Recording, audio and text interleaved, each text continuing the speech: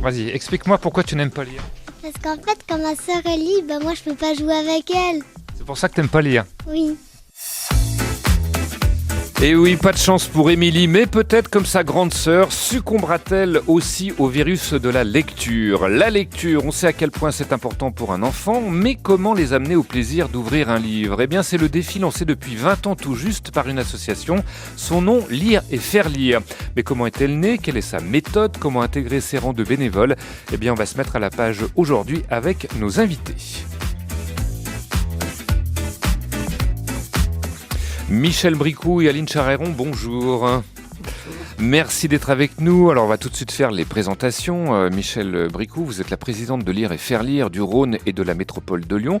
Une présidente qui a gravi, j'ai l'impression, assez vite les échelons depuis votre arrivée dans l'association. Vous avez été lectrice et puis bombardée secrétaire et présidente, c'est ça ? Vice-présidente d'abord. Oui. Et puis il faut respecter la procédure. Oui. Voilà, présidente. En tout cas, si l'association nationale fête ses 20 ans cette année, celle de Lyon la talonne. Vous avez quel âge, entre guillemets, cette année ? On a 15 ans. 15 On est ans. en pleine adolescence. En pleine adolescence. Combien de bénévoles aujourd'hui avec vous dans le département ? Alors aujourd'hui, 491 et je pense qu'on va atteindre les 500, je crois, cette semaine. Et puis vous allez voir après l'émission, vous allez avoir 2000 candidatures de bénévoles. Formidable. Alors justement, parmi ces bénévoles, il y a vous, Aline Charéron, vous êtes secrétaire de l'association de Lyon depuis 3 ans et vous continuez d'aller sur le terrain pour lire auprès d'enfants dans 2 endroits assez particuliers, Aline. Oui, tout à fait. J'interviens donc dans des crèches. On a souvent l'impression que Lire et faire lire s'adresse à des enfants déjà en capacité de pouvoir lire, ou de comprendre. Mais non, dans les crèches, on a toute notre place aussi à Lire et faire lire. Et aussi dans un lieu plus atypique dans lequel nous intervenons depuis 2 ans, c'est notre 2e année, dans les espaces d'accueil des maisons d'arrêt. Donc de 2 maisons d'arrêt, celle de Corbat et celle de Villefranche. Alors vous nous direz justement quand vous intervenez dans ces endroits qui sont très particuliers. Lire et faire lire, quel est le but précisément ? Comment ça fonctionne ? Vous allez tout nous dire. Et puis vous qui nous écoutez, n'hésitez pas non plus à intervenir. La lecture, vous aimez. Qu'est-ce qui vous a donné ce déclic quand vous étiez enfant ? Comment faites-vous partager ce plaisir également à vos enfants ou petits-enfants ? Eh bien, racontez-nous, questions ou témoignages. On les attend au 04 72 38 20 23 ou par courriel à votre service @rcf.fr. Et Catherine ouvrira le grand livre de vos appels à partir de 10h15. À votre service, Vincent Bellotti. Alors, l'histoire de l'ours. Pour ton tout premier jour d'école, il y a une règle très simple à respecter. Tu ne dois pas amener ton ours. Donc, le petit garçon, il va rentrer à l'école pour sa première journée et il aimerait bien emmener son ours. Mais on lui dit que c'est pas possible. On n'a pas le droit. Alors, l'ours, il est là. Imagine la panique qu'il causerait en courant à travers la cour de récréation et en agitant les pattes. Ils vont avoir peur parce qu'ils ne le connaissent pas, ce petit ours. Et oui, les ours ne sont pas encore autorisés à l'école. Dans certaines montagnes, oui, encore ça pose des problèmes, mais pas encore à l'école. Extrait d'une séance de lecture qu'on a suivie au centre social de Ménival dans le 5e arrondissement de Lyon et qu'on vous fera revivre dans quelques minutes. Lire et faire lire, 20 ans tout juste que c'est né, mais où et qui l'a lancé, Michel Bricou ? On peut déjà donner un indice, c'est un écrivain. Oui, absolument. Oui. Et puis c'est Alexandre Jardin. Alors, quel est le principe en fait de lire et faire lire ?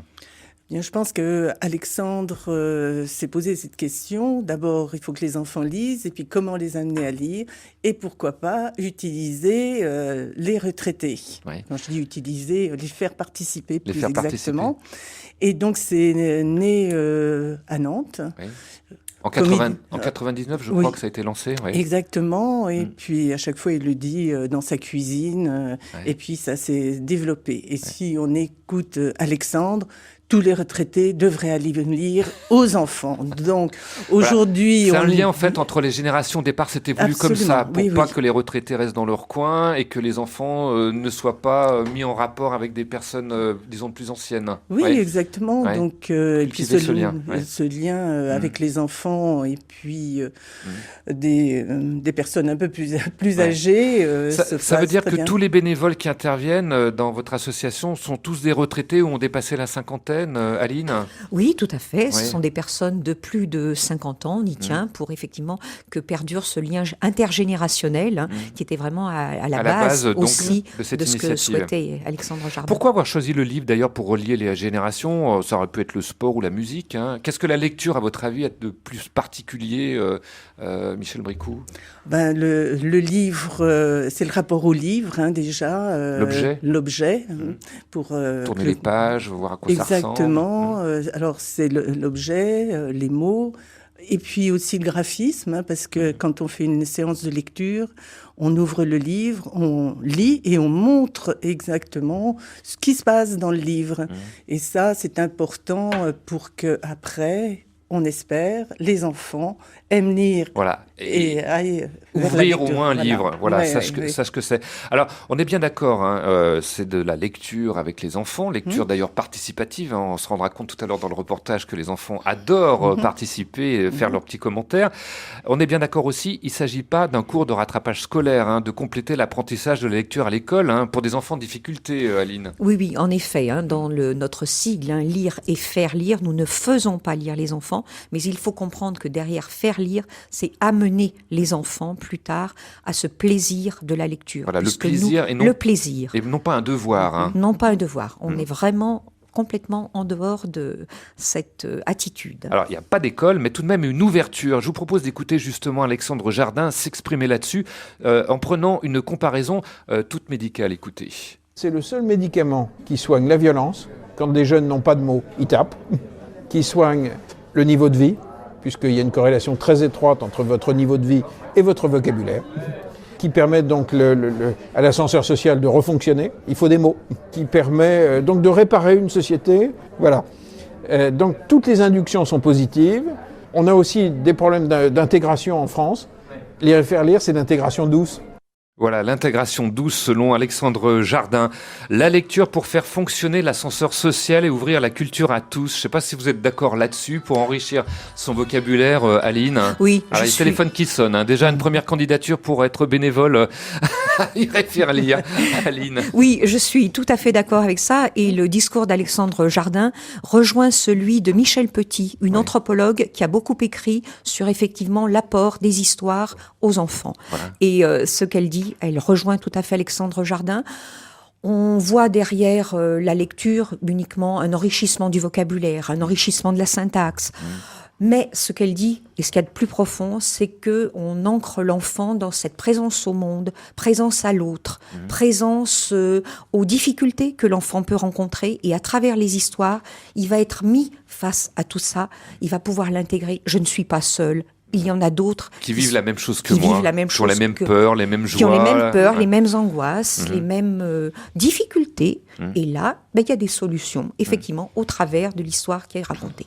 Il y a aussi un autre aspect de ces lectures, c'est parce qu'il y a beaucoup d'histoires qui sont racontées, peut-être redécouvrir des contes traditionnels qu'on a un peu oubliés, Le Petit Poucet, Cendrillon, je sais pas, la Belle au Bois dormant. Alors, il n'y a pas que ça comme histoire, mais ça fait aussi partie de la culture. Tout à fait, voilà. Derrière ces histoires racontées, on enrichit, enfin, on fait vivre ce patrimoine culturel que certains n'ont pas. Et voilà, c'est vraiment une présence à cette une ouverture culturelle. Une ouverture culturelle, tout à Concrètement, fait. donc depuis ses débuts il y a 20 ans, comment a évolué l'association Michel Bricou? Vous aviez dit au départ que c'était en Bretagne, enfin en Nord, près de Nantes. Oui. Où est-ce qu'on vous trouve aujourd'hui? Partout en France, même à l'étranger, au Québec, en Belgique, en Suisse. Il y a des antennes, des associations qui sont créées avec le même principe. Avec le même principe, donc, d'apporter la lecture aux enfants. Où est-ce que vous intervenez? C'est très large, il y a des écoles, enfin, dites-moi un peu les lieux où on peut vous retrouver. Bien sûr, les écoles. Pendant le temps périscolaire? Alors, le temps périscolaire, et puis aussi sur le temps scolaire, là, c'est en association avec les instituteurs. On va lire aussi au musée de Saint-Romain-en-Galles en particulier. On lit sur les aires de voyage des gens du voyage. Donc, comme vous a dit Aline, des maisons d'accueil, des espaces d'accueil, des maisons d'arrêt. dans les crèches. Enfin, on vous retrouve un petit peu partout, là où il y a des enfants, finalement. Oui, même des épiceries solidaires, des espaces où on peut lire, dans des bibliothèques. Enfin, c'est vraiment très large. Oui, Aline? Oui, on intervient aussi lorsqu'il y a des salons. Il va y avoir prochainement le salon Prime Vert. Oui. Eh bien, depuis 2 ans, on profite de ce lieu pour effectivement avoir non seulement un stand qui présente notre association, mais aussi profiter des espaces d'accueil des enfants et leur proposer des lectures. À partir de quel âge ça commence, lire et faire lire? Vous avez dit tout à l'heure que c'était déjà dans la crèche, hein, mais grosso modo, la tranche d'âge, c'est quoi? À partir de 3 ans, plus... jusqu'à 8 ans, 10 ans, enfin, quel est votre créneau, si je puis dire? Parce que je pense que les ados, peut-être qu'ils ne mordent pas trop à la lecture, Michel Bricou. Les ados, ça dépend. Là, il y a des projets, on nous demande d'aller lire dans les collèges. Donc, à partir de ce moment-là, on a des projets. Ouais. Mais autrement, c'est de 0 à 12 ans. Combien de temps dure une séance de lecture? Est-ce qu'il y a des formats bien précis, Aline? Oui, alors les séances de lecture, il est recommandé qu'elles n'excèdent pas 20 minutes, le temps d'attention des enfants étant limité. Le temps de lire 3-4 livres, quelque chose comme ça. Tout à fait, le temps étant limité. Le nombre d'enfants à qui on lit aussi pour des situations de confort, non seulement de la part du bénévole, mais aussi pour les enfants, c'est de 6 enfants. Alors après, avec des variantes qui peuvent être 6, 8, on peut accepter. Lorsqu'on lit dans les crèches, comme c'est mon cas, on a souvent plus d'enfants parce qu'ils vont, ils viennent. On ne peut pas demander à un enfant... Ils ne sont pas statiques. Voilà, tout à fait, on ne peut pas demander à un enfant... De rester concentré pendant plus de 20 minutes. C'est régulier toute l'année au même endroit. J'ai l'impression que c'est toujours avec le même bénévole de préférence, Aline. Oui, alors bien sûr, le bénévole, c'est un engagement. Être bénévole, c'est aussi s'engager. Quand on s'engage auprès des enfants et auprès des écoles, c'est pour une présence régulière qui a été fixée. Puis ça permet aussi aux enfants d'avoir toujours la même personne, se familiariser, j'imagine, avec elle. Tout à fait. Et puis après, de pouvoir relire des histoires, ou bien alors les mêmes histoires, puisqu'on sait que les enfants adorent qu'on leur relise la même histoire. Voilà, il y a quelques livres fétiches, on le sait. Et en revanche, quelquefois, il peut arriver que dans certaines structures, pour que tous les enfants puissent bénéficier de ces temps de lecture, ça soit pendant un trimestre, un groupe d'enfants, pendant l'autre trimestre, un autre groupe d'enfants. Voilà. La règle du jeu, on lit un livre en entier. Il ne s'agit pas, on le rappelle encore une fois, de conteurs qui viendraient justement raconter une histoire sans avoir le livre sur les genoux, Michel Bricou. Oui, on n'est pas des conteurs. Ouais. On lit un livre, on ouvre le livre, on le présente aux enfants. Le livre, c'est l'objet de partage. Et après, à partir de là, eh bien... Il y a une discussion qui peut s'établir. Alors, qu'est-ce que ça donne? En quoi ça peut susciter le goût de la lecture? Dans quelques instants, on écoutera une petite séance qu'on a suivie dans le 5e arrondissement de Lyon. Et puis, je rappelle que vous pouvez intervenir maintenant. Vos questions, vos témoignages. Comment faites-vous partager le plaisir de la lecture à vos enfants ou petits-enfants? Est-ce que vous avez du mal à leur faire ouvrir un livre? Eh bien, racontez-nous au 04 72 38 20 23. C'est le numéro du standard ou encore les courriels à votre service @rcf.fr. Des histoires d'animaux, c'est pas ça qui manque à lire et faire lire, Anne Charéron. Je pense que les enfants aiment beaucoup, non? Ah oui, à travers l'animal, on peut retrouver les sentiments d'un enfant. Et puis, les enfants, effectivement, ont des animaux qui, pour eux, représentent quelque chose. Le lion, comme on l'a entendu là dans la chanson de Grand Corps. Le lion, le loup, ce sont des incontournables. Et puis c'est peut-être une manière aussi de les sensibiliser à la protection de l'environnement. On en parle beaucoup aussi. Oui, la nature. Oui, c'est vrai qu'à travers le livre, parce que les oiseaux, on en verra peut-être plus beaucoup dans quelques années malheureusement. Aujourd'hui, dans votre service, on se plonge dans la lecture à l'occasion des 20 ans de l'association Lire et Faire Lire et des 15 ans de l'antenne du Rhône avec sa présidente Michel Bricou et sa secrétaire électrice Aline Charéron. Vos questions, vos témoignages, la lecture, quel était votre déclic? Comment faites-vous partager ce plaisir à vos enfants ou petits-enfants? La petite lecture du soir avant de dormir, est-ce que c'est toujours d'actualité chez vous? Eh bien, dites-le nous au rayon suivant. Une question, une réaction? RCF est à votre service au 04 72 38 20 23. Et les courriels à votre service @rcf.fr. Et tout de suite en ligne, on va prendre Marie-Édith qui nous appelle de Grès en Bouert dans la Mayenne. Bonjour Marie-Édith. Oui, bonjour. Alors, comment vous faisiez déjà pour, petite ou même plus tard, pour faire partager ce plaisir, la lecture?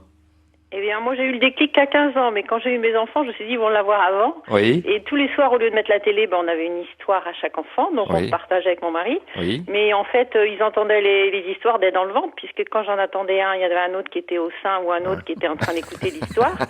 Et ma foi, ils ont biberonné avec Lecture les en histoires chaîne. tout le temps. Oui.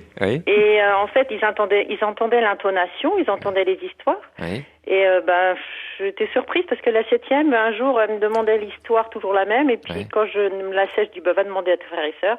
Et un jour, à 2 ans et demi, elle savait lire une histoire texto rien qu'en regardant les images. Alors, je dis, ça paye quand même. Donc tout ça pour dire que c'est pas lié au milieu familial, c'est-à-dire que nous on est en ferme, voilà. C'est pas lié au porte-monnaie non plus. C'est lié juste à une volonté. On sait que c'est important de lire, on lit. Et puis après, le déclic se fait pour tous les enfants. Et ils voyagent dans les livres. En CP, ils lisent tout ça, les histoires tout seuls. Bon, c'est vrai que je les abonnais à l'école de loisirs. On choisissait plutôt des bonnes, les Pères Castor, l'école de loisirs, les bibliothèques. Une référence d'ailleurs. Les bibliothèques et les livres de l'école. Donc après, c'était toujours un plaisir et jamais forcé, quoi. C'était, il faut qu'ils aillent chercher à 4 pattes le livre qui leur plaît, qui leur convient. Ça soit pas une corvée, c'est important ce que vous nous dites. Parce que si c'est une corvée, je pense que ça marchera pas. Ah, pas du tout. Mais ça paye parce que après à l'école, l'autre jour, elle me dit, maman, j'ai eu 17 à ma dissertation. Non, 18 en 5e. Je dis, c'est bon. Et après, quand ils sont grands, en fait, ils ont envie de voyager. En plus que dans les livres, ils ont envie d'aller à l'étranger, puisqu'ils ont beaucoup lu.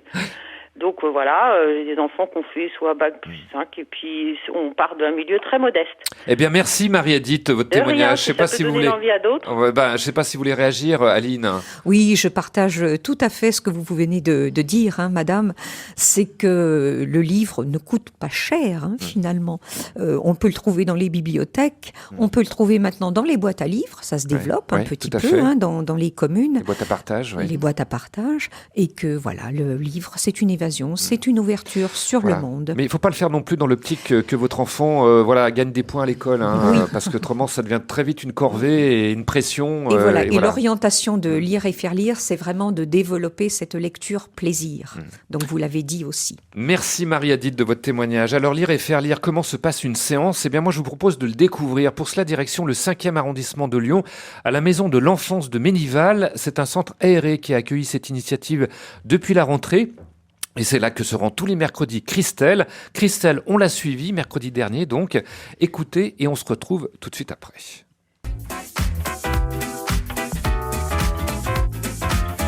Expliquez-moi ce que vous avez amené comme livre aujourd'hui. Alors aujourd'hui, ce que j'ai amené comme livre, il va y avoir un livre sur les ours qui ne vont pas à l'école.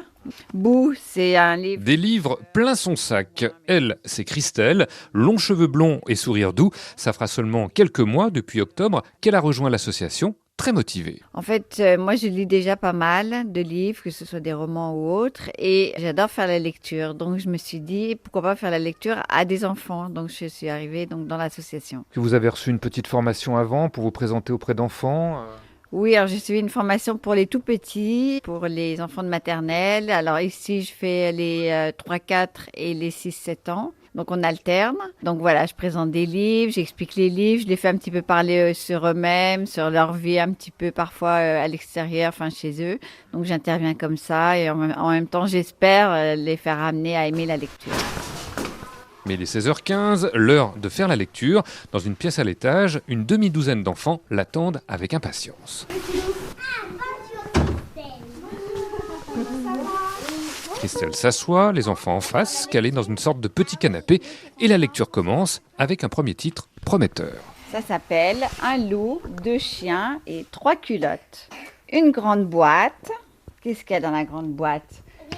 Il y a un chien et un chat. C'est 2 chiens en fait. Il y a 2 chiens. Il y a le petit chien, il fait qu'est-ce qu'il fait ? Il a mis la culotte sur la tête. On enfile par les pieds et les jambes et après on monte et après on met le pantalon et les chaussettes. Voilà, exactement. Mais là, le petit chien, pour faire une farce, il a mis sur la tête la culotte. Après le loup et les 2 chiens, Christelle enchaîne avec une histoire de fantôme, mais les enfants ne sont pas dupes. Oh, un fantôme! Est-ce que vous avez peur des fantômes? Non. Parce que celui-là, c'est un faux. Oui, c'est un faux. Est-ce que parfois il y a des vrais fantômes? Non, ça n'existe pas. Non, ça n'existe pas, t'as raison. Des petites têtes en tout les cas fantômes, très attentives c'est juste et dans qui les n'hésitent livres. pas à faire leurs commentaires. Un échange qui plaît bien à Christelle.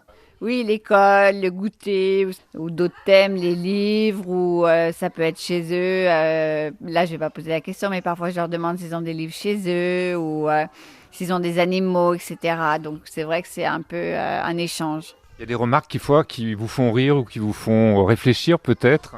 Ah bah oui, parfois ça me fait sourire parce qu'il y a des enfants là qui font des réflexions, ils parlent tous parfois en même temps, donc c'est vrai que c'est peut-être pas évident tout le temps, mais on arrive quand même à très vite les comprendre et ça me fait souvent sourire. La lune dans le ciel a brillé, toutes les étoiles se sont allumées, c'est toutes les étoiles. C'est mignon les étoiles, vous aimez bien regarder les étoiles? C'est les bébés de la lune, peut-être.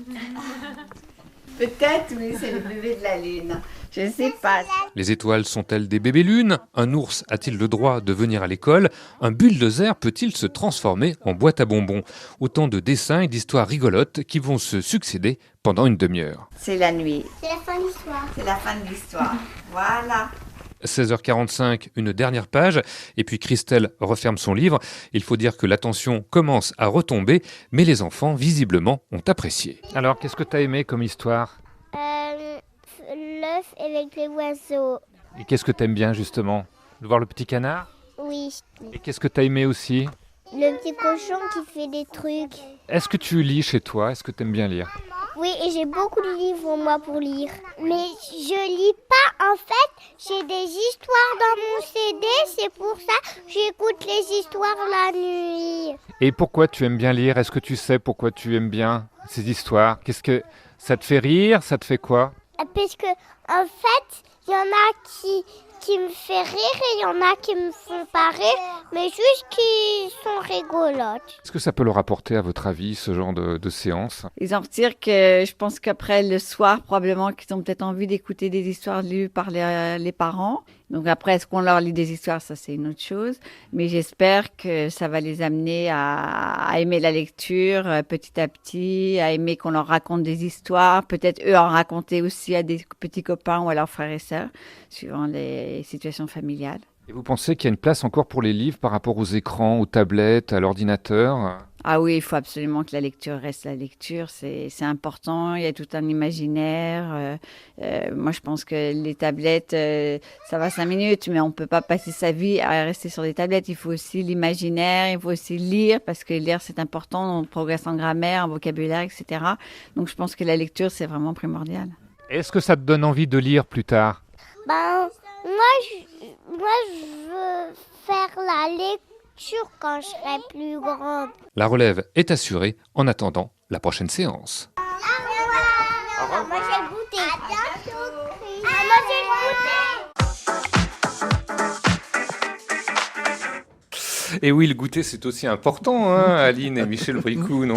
Oui, il faut nourrir le corps. Voilà, après les nourritures spirituelles, il faut bien quelques nourritures terrestres. Alors, on a entendu ce reportage qu'on a réalisé donc mercredi dernier au centre aéré de Ménival dans le 5e arrondissement de Lyon. Je vous ai vu toutes les deux beaucoup sourire. Hein, d'ailleurs, je pense que vous n'êtes pas les seuls aux commentaires de ces enfants, comme les étoiles qui seraient des bébés lunes. Je trouve ça assez poétique. Hein. Je ne sais pas ce que vous en pensez, Aline. C'est le genre de réflexion que vous avez de temps en temps aussi dans vos lectures? Alors, lisant en crèche avec des enfants entre 6 mois oui, c'est vrai que c'est un peu et difficile. 18 mois, c'est un peu difficile. Mais ils ont quand même un sens de la poésie à tous les âges, je trouve. Tout à fait, sens de la poésie. Et d'ailleurs, on s'aperçoit qu'au fil de l'année, on a des enfants effectivement tout petits, on les a à 12 mois, mais à la fin de l'année, ils ont déjà 18 mois. On peut leur lire des histoires, leur lire des petits poèmes. Comment sont choisis les livres? On a entendu au début de ce reportage, hein, Christelle qui a amené dans son sac une demi-douzaine de livres. Chaque bénévole a une liste dans laquelle il pioche ou c'est selon ses goûts? Comment ça se passe, Michel Non, Bricou? pas du tout. C'est au choix des bénévoles. Il faut aussi que ce soit un plaisir pour elles. Oui. Donc, elles choisissent en fonction de ce qu'elles aiment, ce qu'elles aiment lire. Puis aussi à la demande des enfants. Lorsque j'étais lectrice, je choisissais moi des livres que j'apportais, puis eux choisissaient dans leur bibliothèque aussi.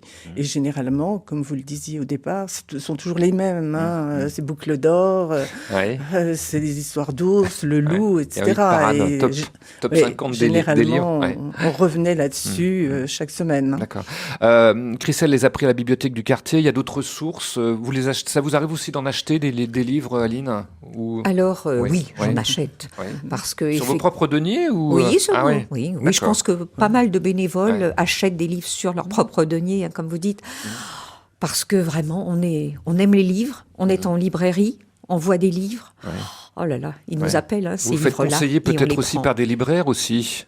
Par des libraires, Oui. par les bibliothécaires. C'est ce qu'on Mhm. dit d'ailleurs à nos nouveaux bénévoles. Si vous avez des hésitations, n'hésitez pas à aller dans les espaces jeunesse des médiathèques. Là, des bibliothécaires sont présentes. Elles font elles-mêmes des lectures parfois, donc elles savent très bien quels livres peuvent Oui, convenir. Michel. On achète aussi des livres à lire et faire lire. Oui. Donc là, on est en train de créer une petite bibliothèque avec des livres pour tous les âges et puis pour conseiller. Donc, Voilà. les livres sont à disposition. Alors, on a entendu aussi Christelle nous parler d'une petite formation qu'elle avait reçue. Hein. On en parlera tout à l'heure, justement, pour savoir lire devant un enfant. Ça ne s'improvise pas. Il y a quand même 2 ou 3 petits trucs à savoir. Donc, on parlera de cette formation. Comment prolonger ce plaisir après à la maison? Certains nous disent, moi j'ai un CD où j'écoute des histoires. Est-ce que ça vaut la petite histoire qu'on raconte à son enfant? On en parlera également. Et puis, n'hésitez pas, vous aussi, auditeurs, auditrices, comment vous faites partager le plaisir de la lecture aux enfants. 04 72 38 20 23 ou encore les courriels à votre service @rcf.fr. On se retrouvera dans quelques instants. 10h, 11h, RCF est à votre service. Il était une fois un gentilhomme qui épousa en seconde noces une femme, la plus hautaine et la plus fière qu'on eût jamais vue. Elle avait 2 filles de son humeur et qui lui ressemblaient en toutes choses. Le mari avait, de son côté, une jeune fille, mais d'une douceur et d'une bonté sans exemple. Voilà, on sait comment ça commence, on sait aussi comment ça finit avec Prince Charmant et paire de chaussures assorties, conte, histoire, voire simplement quelques mots sur des images. Tout est bon pour amener les enfants à se plonger dans la lecture et c'est l'objectif de Lire et faire lire, une association qui fête cette année ses 20 ans d'existence au plan national et ses 15 ans pour l'antenne du Rhône. On reçoit sa présidente Michel Bricou et sa secrétaire électrice Aline Charéron. Vos questions, vos témoignages, c'est au 04 72 38 20 23 ou les courriels à votre service @rcf.fr. Dites-nous comment vous faites partager le plaisir de la lecture à vos enfants ou petits-enfants. Quel a été pour vous le déclic en matière de lecture? Et en ligne, on va prendre Yves qui nous appelle de Brest et qui patiente déjà depuis quelques minutes. Bonjour Yves. Bonjour. Merci de nous appeler. Alors, quel est votre témoignage par rapport à la lecture? Bon, alors du coup, je suis désormais retraité. J'étais professeur pendant 40 ans environ. Oui.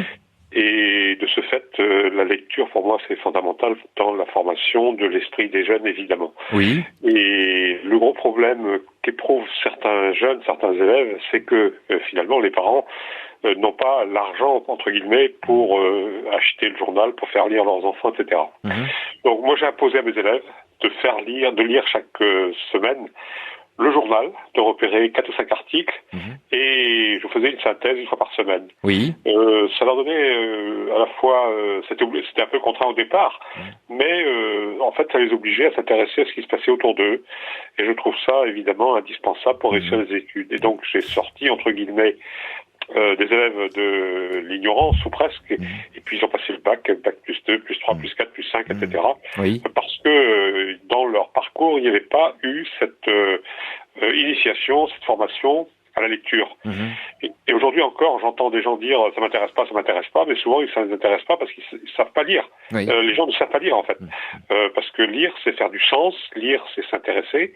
Alors je trouve qu'évidemment l'association telle qu'elle existe là, moi je la connaissais pas, ça répond évidemment à un besoin formidable. Dès le plus jeune âge, voilà, tout à fait. Voilà, c'est formidable, voilà. Merci Yves de votre témoignage. Alors, moi je me pose quand même cette question, C'est vrai que la lecture c'est un loisir, c'est un moment de détente, ça exerce aussi un peu le sens critique. On l'a entendu dans le reportage, hein. Par exemple, pour les ours, est-ce qu'on a le droit d'amener un ours à l'école? Ah bah non, et pourquoi? Donc on réfléchit un petit peu à la question. Les fantômes, est-ce que ça existe ou pas? Voilà, il y a quand même cette question, ce petit sens critique, hein, qu'on exerce chez les enfants, on les amène déjà à réfléchir. C'est pas uniquement le plaisir d'écouter l'histoire, Aline Charéron. Oui, tout à fait. Et moi, je citerai Michel Petit, donc cet anthropologue qui s'est beaucoup penché sur la lecture, le fait de raconter des histoires, et qui, dans le dernier numéro de Sciences humaines de janvier 2020, a écrit un article « Pourquoi les enfants ont besoin d'histoire ».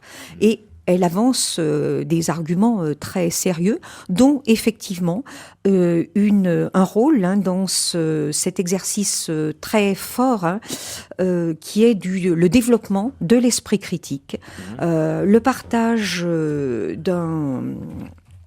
Comment dire, partage d'un patrimoine pour lire, hein, Aline. Le partage d'un patrimoine commun, oui. Ou effectivement l'élargissement vers d'autres mondes, d'autres cultures. Voilà, d'autres cultures. Tout à fait. Dont on parlait tout à l'heure. Oui.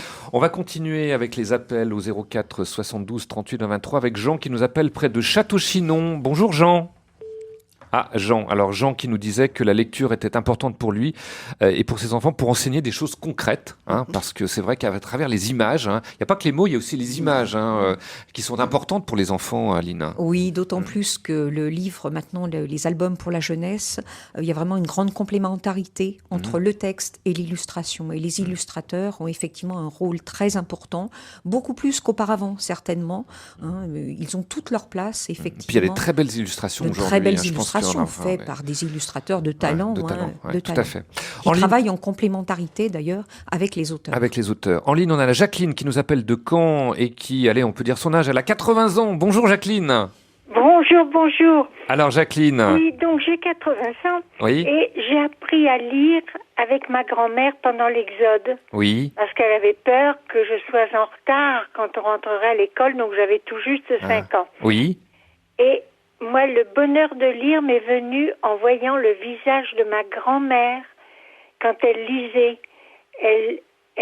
Son visage reflétait son émotion. Mmh. Hein? Et donc, quand elle est décédée, j'allais avoir 11 ans. Enfin, j'allais avoir 11 ans. J'avais déjà lu, parce que c'était en feuilleton sur Ouest France à l'époque, La porteuse de pain et les deux orphelines. Ah oui, ça c'est des grands classiques, oui. Voilà. Et puis, petit à petit, mon papa lisait le journal. Et donc, il mettait le journal à plat sur la table. Et moi, je me mettais en face de lui. Oui. Et j'ai appris à lire à l'envers. Ah, dites donc. Et comme mon papa n'avait pas été beaucoup à l'école, quand il y avait un mot qui l'embarrassait un petit peu, il me disait « Va chercher le dictionnaire ». Et tous les deux, donc il y avait, on regardait et on comprenait les choses. Il y avait une complicité. Hein? Et j'ai toujours lu, je lis toujours. Et le fait de savoir lire à l'envers m'a beaucoup aidée quand j'étais assistante maternelle. Quand les bouts de chou commençaient à faire un peu le cirque, il y en avait souvent 3, je m'asseyais dans le petit coin jeu, je prenais un livre et je faisais des commentaires.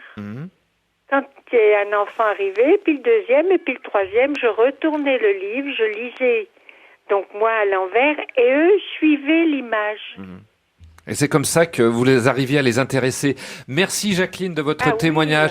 Moi, ce que je retiens, c'est le visage de votre grand-mère quand elle lisait. Et ça, je trouve ça très intéressant comme témoignage, Aline, parce que c'est vrai que ça passe par le visage. Si vous donnez envie de lire, je pense que l'enfant, il le voit. Et c'est là toute la différence entre lire sur un écran, lire, et lire avec un adulte, être en présence d'un adulte, enfin d'une personne, On voit très bien d'ailleurs en crèche, par exemple, les enfants sont autant sensibles au livre qu'à regarder notre visage, l'expression du visage, parce qu'effectivement, quand on lit, on est aussi pris par le texte, ou les images. Et on a des mimiques et on a des tons de voix qui changent. Et là, c'est ce qui fascine les enfants.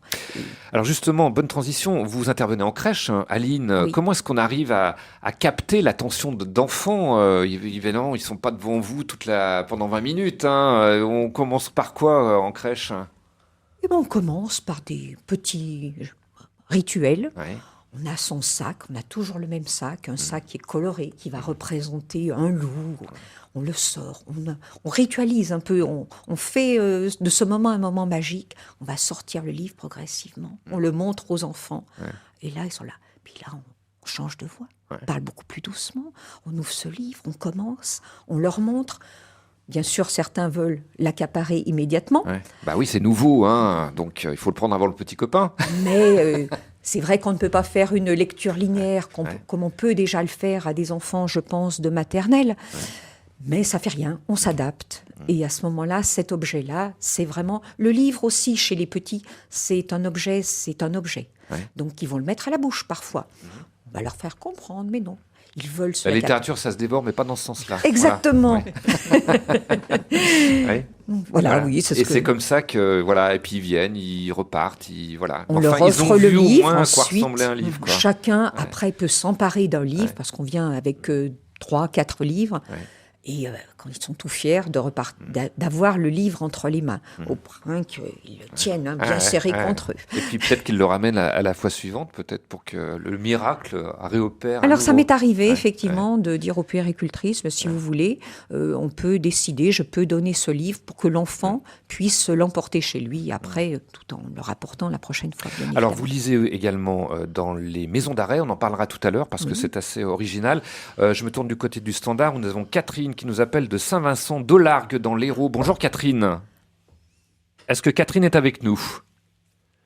Catherine, donc, à Saint-Vincent-de-l'Arc dans le Rhône. On va essayer de la récupérer dans un instant. Alors, dans un instant, justement, vous nous direz comment ça se passe, la lecture en maison d'arrêt. Puis on verra aussi comment se former, comment devenir, comment on peut rejoindre vos rangs en tant que bénévole à lire et faire lire. Ce sera tout de suite après notre page musicale, page justement faire partager le goût de la lecture aux enfants, comment les amener à s'intéresser à cet objet bizarre qu'on appelle le livre. Eh bien, c'est l'objectif depuis 20 ans de l'association Lire et Faire Lire. On parle de cette association et de sa démarche avec nos invités, Michel Bricou, qui est présidente de l'antenne du Rhône, et puis la secrétaire et grande lectrice également Aline Charéron, secrétaire donc également de l'antenne du Rhône. Vos questions, vos témoignages, c'est au 04 72 38 20 23 et également à votre service @rcf.fr. Alors, avant de tourner cette page musicale, Aline, vous nous parliez de ce que vous faisiez dans les crèches, mais vous intervenez également, et ça c'est assez particulier, dans les maisons d'arrêt, notamment donc à Corba et à Villefranche. Oui. Où est-ce que vous êtes ? Vous n'êtes pas en cellule, Aline Charéron ? Pas du tout. Nous n'entrons même pas dans les maisons d'arrêt. En fait, les maisons d'arrêt ont des espaces d'accueil pour les familles qui sont en attente de parloir. Donc les familles viennent souvent accompagnées d'enfants très jeunes parfois, des enfants de 6 mois jusqu'à des adolescents. Et ces espaces d'accueil ont aussi, ont un espace où nous sommes présentes et nous lisons en binôme, souvent 2 personnes, à tous les enfants. Si les enfants ne viennent pas vers nous, eh bien on se lève, on va vers les familles. Et alors ce qu'il y a de très drôle, c'est que effectivement, on a un enfant et petit à petit d'autres enfants viennent et on voit les familles qui écoutent également. Et ça c'est très important puisque quand notre démarche, c'est aussi d'inciter à la lecture et de montrer que la lecture a toute son importance, que ça transporte les enfants. Et c'est quand même un milieu assez spécial, c'est plutôt dur pour les enfants quand ils vont. Ça permet d'adoucir un peu l'ambiance, à votre avis ? Voilà, parce que comme je dis, nous intervenons donc les mercredis et les samedis après-midi, de 13h à 15h30, et quand d'autres enfants, le mercredi, vont à leur cours de musique, vont faire du sport, ces enfants-là, eux, ont la malchance quand même de venir au parloir.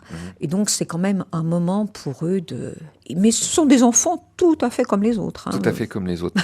Alors vous intervenez donc dans les maisons d'arrêt, vous intervenez également dans les crèches, dans les écoles, dans les centres aérés. Il ne s'agit pas non plus de débarquer dans un centre aéré avec vos livres. Allez les enfants qui veulent lire un livre avec moi, j'imagine qu'il y a des autorisations à demander, Michel Bricou.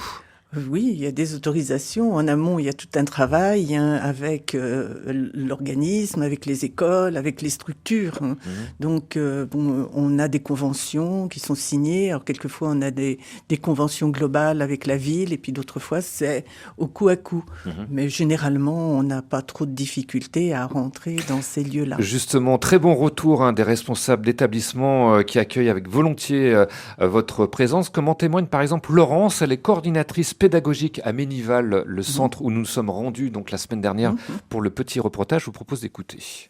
La lecture est une chose intéressante. Nos animateurs en fait proposent des temps de lecture, des temps libres en fait où les enfants utilisent l'objet livre, mais faire venir un conteur plus ou moins professionnel parce que c'est des bénévoles, quelqu'un d'extérieur en tout cas à la structure, permet de découvrir d'autres livres que ce qu'on peut proposer ici aux enfants et ouvre en fait des perspectives différentes sur les thèmes qu'on peut aborder. Alors cette opération a été mise en place chez vous début octobre. Est-ce que vous avez déjà eu des premiers retours? J'imagine que si ça continue encore aujourd'hui, c'est que c'est plutôt positif. Les enfants ont l'air contents, en tout cas toutes les semaines on propose en fait aux enfants, au groupe de s'inscrire pour aller écouter la lecture. Sur 16 enfants de 3-4 ans, on propose à 8 enfants à chaque fois et sur 24 enfants de 4-6 ans, il y en a 8 aussi et on n'a jamais aucun problème pour remplir ces 8 personnes. Donc les enfants sont plutôt contents, les retours des animateurs sont plutôt positifs également. Voilà, plutôt conquise. Laurence, coordinatrice au centre de Ménival à Lyon dans le 5e arrondissement. C'est le cas de tous les responsables d'établissement. Quand vous implantez dans une structure, on vous chasse pas au bout de quelques mois, Michel Bricou, j'imagine. Non, au contraire. Généralement, on y reste. Vous y restez à la demeure. Oui. Par contre, il y a des endroits où vous intervenez pas. Ce sont les hôpitaux, notamment les services pédiatriques. Pourquoi, Aline? Eh bien, parce qu'il y a d'autres associations qui ont toute leur place dans ces lieux-là. Les Blues Roses, voilà. Voilà, il n'y a pas de concurrence entre vous, mais vous préférez vous reconcentrer sur d'autres lieux. Oui, étant donné que les Blues Roses sont déjà présentes dans les hôpitaux, eh bien effectivement, les lieux sont très demandeurs et on a beaucoup à faire. Alors, concurrence, justement, on en parlait tout à l'heure avec cette concurrence numérique. Écoutez. Qu'est-ce que tu fais, ma puce? Ah non, ma puce. Un livre, on tourne les pages. On fait pas glisser les images. Hein? Tu veux agrandir l'image? Tu peux pas agrandir l'image comme ça. C'est pas possible, ça. Ça, c'est du vrai papier. Et oui, un livre, on n'agrandit pas les images avec le doigt. Extrait de la série culte Fais pas ci, fais pas ça, où justement une enfant, eh bien, c'était assez troublant d'ailleurs, eh bien, essayait d'agrandir l'image avec son doigt alors que c'était un livre. Alors, quelle place encore la lecture face à l'avalanche des écrans, des tablettes, des smartphones et télé? Est-ce que le combat est pas un peu perdu d'avance, à votre avis, Aline Charion, Michel Bricou? Oui, alors c'est vrai que maintenant, c'est incontournable dans la vie quotidienne. On s'aperçoit que les écrans sont omniprésents. Ouais. Mais ils vont se retrouver au cœur de discours très polarisés face à les écrans versus les livres. Oui. Parce que l'écran est quand même perçu comme « Ah, c'est merveilleux, l'enfant doit avancer avec ces nouvelles technologies. Oui, oui. » S'il n'est pas sur les écrans, par rapport à son petit copain qui est face à des écrans... Mais on lit aussi sur les écrans, sur les tablettes. Mais c'est pas la même chose qu'un livre pour vous? Et non, c'est pas du tout la même chose. Dans le précédent reportage, le papa insistait, mais on tourne les pages.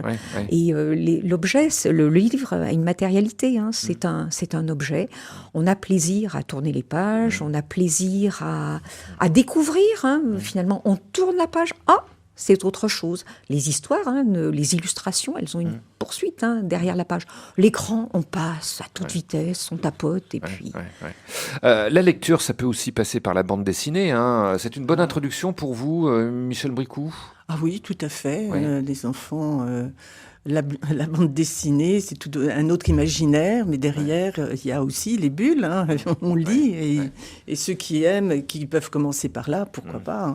Bon, pour nous, c'est un peu plus difficile. Oui, évidemment, de lire une bande dessinée. Exactement. Là, il faut qu'on fasse même du théâtre. Si les images chez les tout petits s'apparentent à des bandes dessinées grand format. Oui, exactement. Est-ce qu'on peut vraiment dire qu'un enfant n'aime pas la lecture? Parce que tous les enfants sont curieux par nature. Même s'ils lisent pas des livres, ils déchiffrent le monde autour d'eux, ils lisent les panneaux. Moi, hier, j'étais dans le bus et j'ai vu un gamin qui déchiffrait le prochain arrêt. Enfin, je veux dire, on peut pas dire qu'un enfant n'aime pas lire. Enfin, je sais pas, Aline Charion, vous êtes d'accord là-dessus? Oui, je suis tout à fait d'accord. En même temps, nous ne sommes pas dans cet apprentissage de la lecture. Nous, c'est plutôt le plaisir d'écouter que l'on mesure auprès des enfants. Et on s'aperçoit que, moi par exemple en crèche, je vois très vite les enfants qui ont déjà eu un rapport au livre.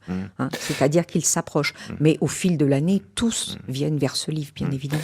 C'est quand même indispensable que ce que vous faites soit prolongé à la maison. On l'entendait tout à l'heure avec ce gamin qui lit des livres, entre guillemets, avec ses CD. Bon, alors, bien sûr, c'est un succès d'année, mais rien ne vaut pour vous la petite lecture, le petit conte qui est lu le soir avant de se coucher. Ah oui, il y a tout c'est un vraiment rapport la affectif. clé, en fait. Oui. Il y a un rapport affectif avec l'adulte. Il y a aussi le fait que il peut poser des questions, comme il s'était dit dans le reportage également. Poser des questions, ça favorise quand même le dialogue avec, même pendant nos séances de lecture. Les enfants, au terme d'une lecture, peuvent poser des questions et on est là pour y répondre. Finalement, le CD, une fois que c'est terminé, c'est terminé. Oui, Michel Bricou. On essaie aussi de développer des lectures parents-enfants. Et on le fait quelquefois vers 17h à la sortie de l'école.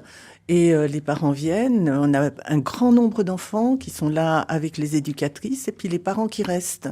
On lit. Donc les parents aussi voient l'attrait de la lecture et ce que ça provoque chez leurs enfants. Et bien souvent, à la fin de la lecture, on est applaudi par ces petits. Ouais. C'est assez extraordinaire comme émotion. Après, les parents, quand ils voient ça, ils viennent aussi au livre pour les petits.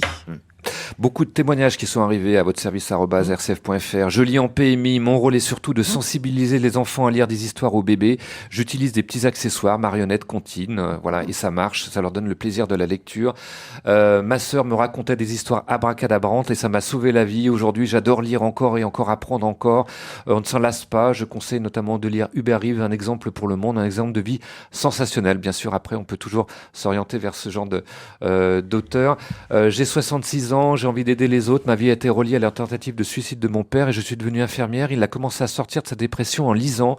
Il aurait sans doute adoré faire des études qu'il n'a pas pu faire, obligé de s'adapter dans un métier qui ne le rendait pas heureux. Voilà, comme quoi la lecture, ça peut être aussi déclencher des déclics. Et puis, ce message de Hélène de Toulon, grâce à ma mère, j'ai lu énormément depuis mon plus jeune âge. Je suis devenue enseignante. Ma sœur me demandait toujours de lui raconter une histoire car j'étais très imaginative.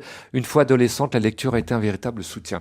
Voilà, autant de souvenirs, de témoignages qui montrent à quel point la lecture, un petit déclic comme ça peut faire beaucoup pour une vie. Alors, comment devenir bénévole chez vous ? On va en parler dans quelques petites secondes.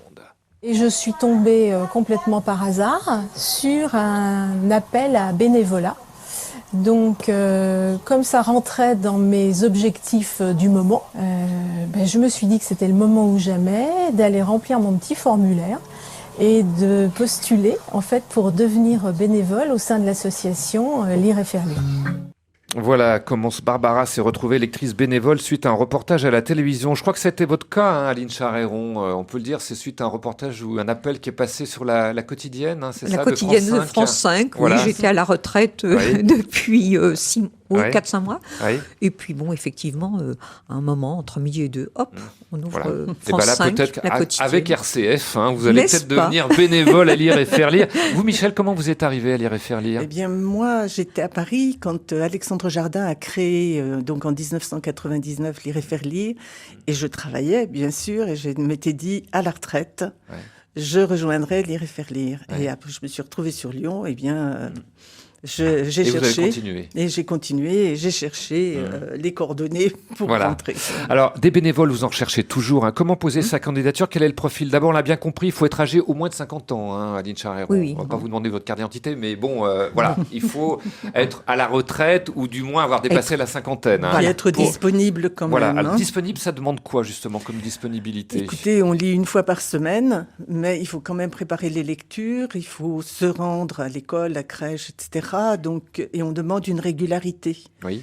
Donc, ça demande... Au moins une demi-heure, déjà de présence auprès des enfants. Voilà, il faut... moi, je compte environ 1 ou 2 heures par semaine. Oui. Ouais, la préparation, le temps pour y aller et puis la présence avec les enfants. Quelle formation avant de se lancer? Parce que lire devant les enfants, c'est pas toujours évident, hein, Aline. Est-ce qu'il faut capter aussi un peu leur attention? Est-ce qu'il y a des formations qui sont proposées? Ah oui, il y a un grand nombre de formations. Cette année, par exemple, nous avons 12 thèmes différents de formation. Oui, par exemple. Par exemple, donc, comment lire en crèche, comment choisir ses lectures de la maternelle au CE1, comment choisir ses lectures du CE1 au CM2, comment lire aux enfants de la maternelle au CE1, comment lire aux enfants. Voilà, donc il y a pas mal de... Lire et chanter, par exemple, c'est autre chose. Ça, c'est un autre thème qui est venu cette année. Lire à deux voix. À l'oral, tout parle. Oui. Donc, c'est un comédien qui a une parce compagnie qu'il faut savoir théâtre. S'exprimer aussi, avoir la bonne élocution. Tout à fait. Hein, et alors, nos radio, formations ne sont pas, c'est pas des formations ex cathedra. Elles sont très interactives. C'est-à-dire que les intervenants savent très bien qu'il est important que les bénévoles soient en situation de lecture pour s'améliorer, trouver des astuces. Avoir eu des enfants ou des petits-enfants, c'est un plus ou pas forcément? On peut très bien ne pas être grand-père ou parent pour pouvoir participer. Pas forcément. De même qu'il n'est pas obligatoire d'avoir été enseignant pendant sa vie. Hein. Oui, il ne faut pas non plus jouer les prolongations étant enseignant. Et d'être une femme. Et voilà, justement, être une femme, ça me rappelle la chanson de Michel Sardou. Mais c'est vrai qu'il y a un auditeur qui nous a dit, j'ai l'impression que votre association est très féminine. Est-ce que vous fermez la porte aux messieurs? Non, on l'ouvre grande ouverte. Alexandre Jardin, qui était au Québec il y a peu, il a lancé un appel justement en disant, mais pourquoi les hommes, ils peuvent lire? Mais les hommes, le bénévolat, ils vont plutôt vers le bricolage, le sport, et moins peut-être vers la culture et la lecture. Donc on fait un appel aux hommes. Un appel aux hommes, c'est pas du tout fermer, lire et faire lire. Alors, si on veut en savoir plus, poser sa candidature, il y a le site www.lireetfairelire.org où on peut donc avoir tous les renseignements sur l'association et également il y a une partie, un petit onglet, j'ai vu sur votre site pour déposer sa candidature.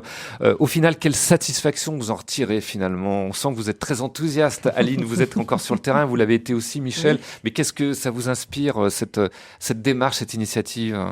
Cette démarche, on donne et on reçoit beaucoup. C'est toujours le principe de donner, vous recevrez. Et effectivement, on a des visages qui s'illuminent, on a des enfants qui sont heureux lorsqu'on est annoncé. Et même en crèche, c'était encore hier, hier matin, cette lecture en crèche. Mais les enfants sont là, Aline. Avec les yeux qui brillent. Ils scandent votre nom, Aline, Aline. Et rien n'est trop tard, puisqu'on a un message de Anne en Vendée qui nous dit « La lecture est un bagage pour très longtemps pour un enfant. J'ai 4 enfants, des ados qui ne lisent pas, mais qui redemandent parfois des histoires d'enfance. » Voilà, comme quoi le lien n'est jamais perdu. Eh bien, un grand merci à toutes les deux d'avoir participé à cette émission. Je rappelle encore une fois que si vous voulez rejoindre les rangs de Lire et Faire Lire, c'est ouvert aux messieurs. On relance encore l'appel à partir de la cinquantaine. www.lireetfairelire.org. Merci à toutes les deux de nous avoir mis à la page, si je puis dire. Merci également à Thomas Jagu qui a su parfaitement lire le mode d'emploi des manettes et Catherine, notre grande lectrice de vos messages. Et demain...